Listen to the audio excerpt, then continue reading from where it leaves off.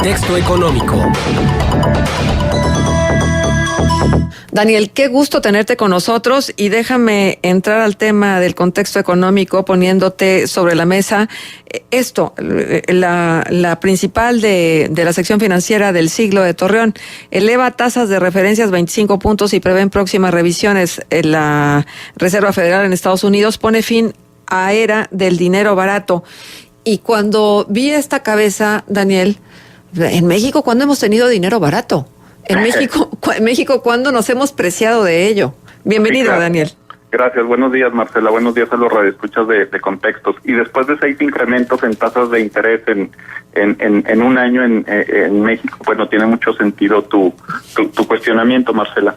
De alguna manera, la información del desempeño económico en Estados Unidos era ya un aviso de que la Reserva Federal incrementaría su tasa de interés, moviéndola en 25 puntos base, como da cuenta la sección de finanzas del Siglo de Torreón, para dejarla entre 0.75 y 1%, y esto debido básicamente al fortalecimiento del mercado laboral en Estados Unidos y a su variación inflacionaria en el vecino país del norte. En Estados Unidos es la segunda vez que se modifica la tasa de interés en 3 meses, y por lo menos la información que daba Janet Yellen es que se presentarán otras 2 variaciones en 25 puntos base probablemente para cerrar el año, con una variación entre el 1.25 y el 1.55%. Aquí el tema es que los analistas de alguna manera ya esperaban este comportamiento, esta decisión de las tasas de interés, ¿no? Este informe básicamente por el empleo el informe de empleo que se genera en Estados Unidos, donde da cuenta que en febrero se generaron 235,000 empleos en Estados Unidos, cuando la cifra meta era de 200,000 empleos. Entonces quedaron muy por encima del objetivo trazado, y con una tasa de desempleo que se ubica en el 4.7%, que está muy en sintonía con la mejora económica que esperaban en aquel país. Pero el otro tema importante es que la tasa de inflación en febrero en Estados Unidos pues es la más alta en los últimos 5 años, y entonces había que tomar la decisión de la modificación de la tasa de interés para enfrentar esta variación, como ya les digo, en el tema inflacionario. Por su parte, en nuestro país, Marcela, México, el tipo de cambio alcanzó el día de ayer a la venta los 19.55 a la venta. Ya tenemos prácticamente toda la semana con el precio del dólar por abajo de los 20 pesos, y que es el nivel más bajo prácticamente desde la elección en Estados Unidos en noviembre, y pues que es una buena noticia, ¿no? Esto de que llevamos ya prácticamente toda la semana por debajo de los 20 pesos por dólar, y que maneja el promedio de 19.50 aproximadamente del tipo de cambio en los últimos 200 días en la economía mexicana. Considero que en México este efecto se debe básicamente a 2 factores. A pesar de los 2.600 millones de dólares que asigna Trump para iniciar el muro, pues tenemos que, por un lado, el Partido Republicano parece que ya está medicando al presidente de aquel país contra la diarrea verbal que tenía, y ha dejado descansar de alguna manera el peso este par de meses. Y el segundo factor es que la dinámica propia de la decisión tiene que ver con las condiciones económicas que sin duda parece estar favoreciendo a Estados Unidos, ¿no? ¿Qué sucede ahora? Bueno, pues básicamente, Marcela, ahora el balón pasa a las manos de los tomadores de decisiones de política monetaria en nuestro país, y el próximo 30 de marzo veremos cuál es la decisión que va a tomar el gobernador del Banco de México, que puede ir en 2 direcciones, ¿no? Que es incrementar en 25 puntos base aproximadamente la tasa de referencia, la tasa de interés en México, o dejarla como está y esperar ver los siguientes modificaciones de tasa de interés por parte de la Reserva Federal. Uh-huh. ¿Y esto qué significaría, Daniel? Vamos a suponer que se tomara esta vía en que tú señalas, que se aumentara en 25 puntos base la tasa de referencia. En términos prácticos, ¿cómo se expresaría en lo cotidiano en México? Bueno, este incremento en tasa de interés seguramente tendría que ver con un comportamiento del tipo de cambio por debajo de los 19.50 que se esperaría que tuviera durante el mes de abril, y que por sí mismo sería una buena noticia, pero que impactaría directamente en las expectativas de crecimiento para México. Por el otro lado, si se mantiene la tasa de interés tal como está y el Banco de México no incrementa, bueno, seguramente estaríamos viendo cómo el tipo de cambio empezaría a incrementarse levemente. No se espera que rebase los 20.50, sin embargo, no estaría en las condiciones tan buenas como se presenta durante esta semana. Pero aquí el tema, Marcela, importante, por lo menos para mí, tiene que ver más que con la decisión de la FED del día de ayer, que prácticamente todo el mundo esperaba, con dos situaciones muy importantes y que fueron poco seguidas por los medios de comunicación, por lo menos nacionales. El primero de ellos, y que es un factor de suma importancia, fue la declaración del director del Consejo Nacional Económico de la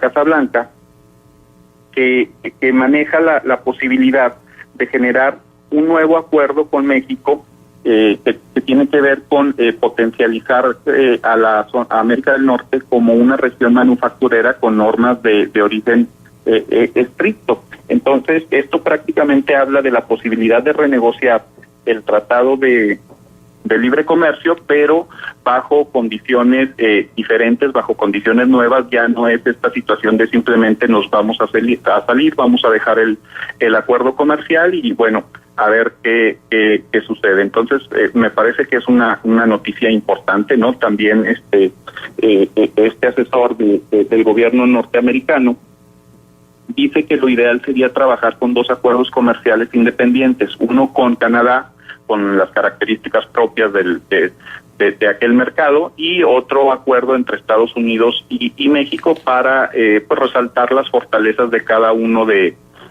estos países. Y ya no es básicamente la discusión de salirse del Tratado de Libre Comercio, sino fortalecer el sector manufacturero, que como sabemos en temas de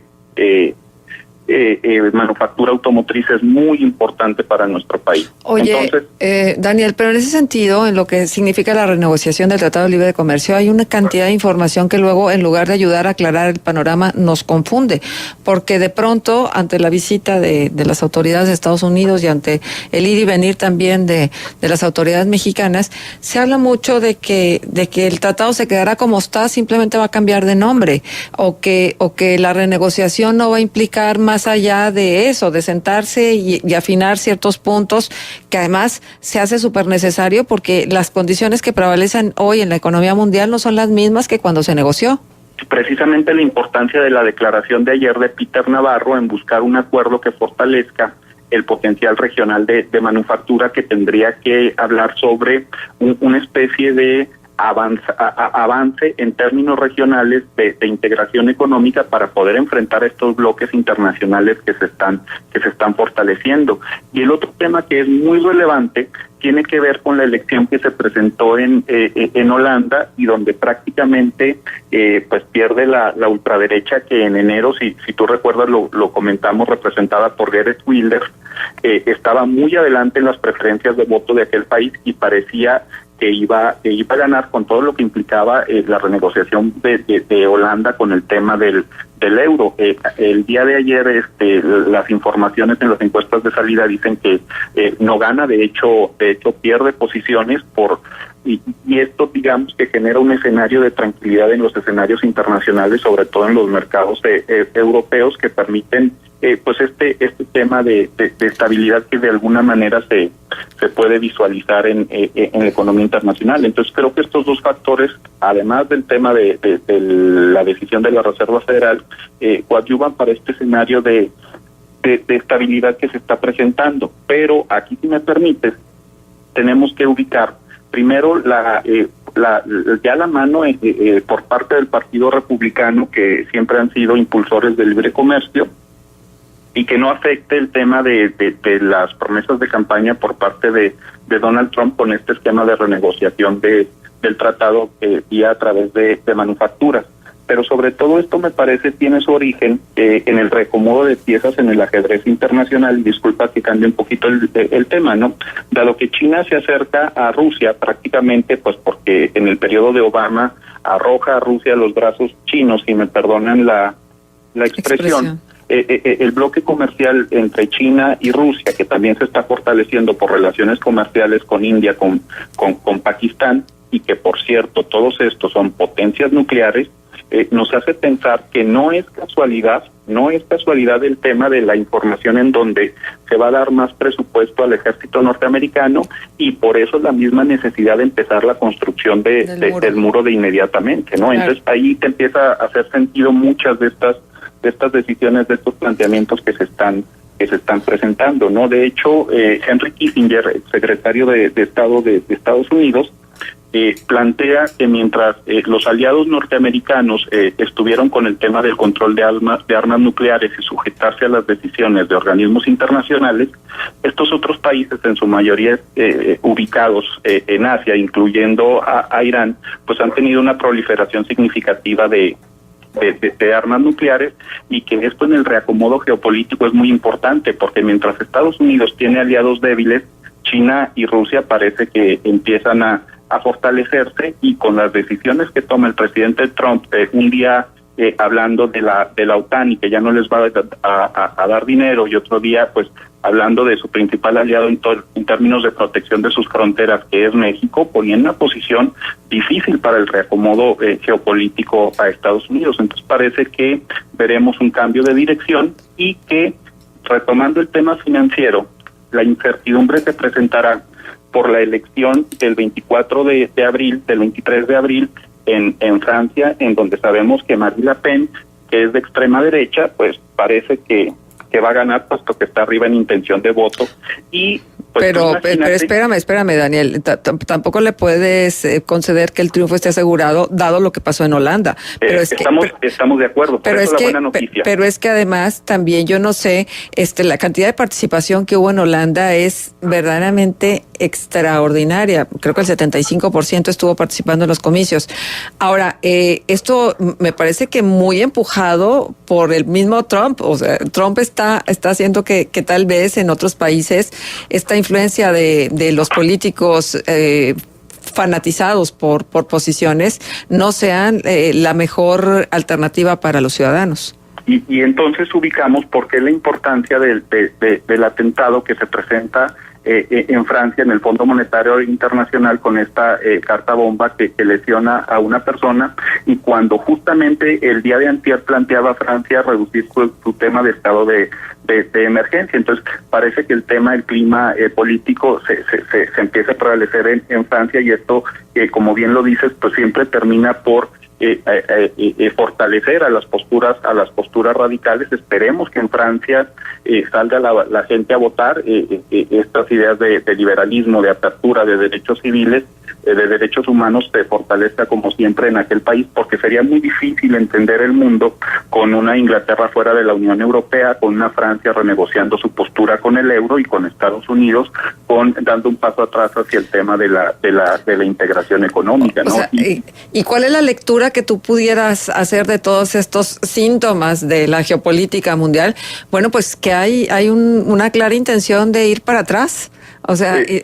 Reconsiderar todo lo que se había avanzado en función, por ejemplo, de la globalización, de que las fronteras se caigan, de que seamos uno prácticamente, y de estar alentando a la formación de los jóvenes como ciudadanos del mundo y no como ciudadanos de un país en particular.